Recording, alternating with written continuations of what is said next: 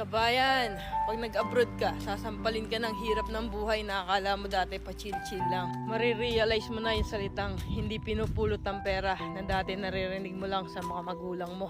Marirealize mo na wala kang dapat pagkatiwalaan dito, kundi sarili mo. Marirealize mo na ang 5 oras na tulog ay sapat na para may paglaban ng isang araw na pagtatrabaho. At matututo kang pahalaga ng bawat sentimong sinasahod mo. Matututo kang magtiis at magpasensya kahit minsan ikaw ang nasa tama. Matututo kang maging independent o mag-isa dahil wala ka namang aasahan dito kundi sarili mo lang. Matututo ka rin ditong lumaban kahit ayaw mo na at hindi mo na kaya pero wala ka pa rin choice. Wala kang choice kundi kayanin na lang. Marirealize mo na hindi pala totoo yung sinasabi nila na masarap ang buhay dito sa abroad.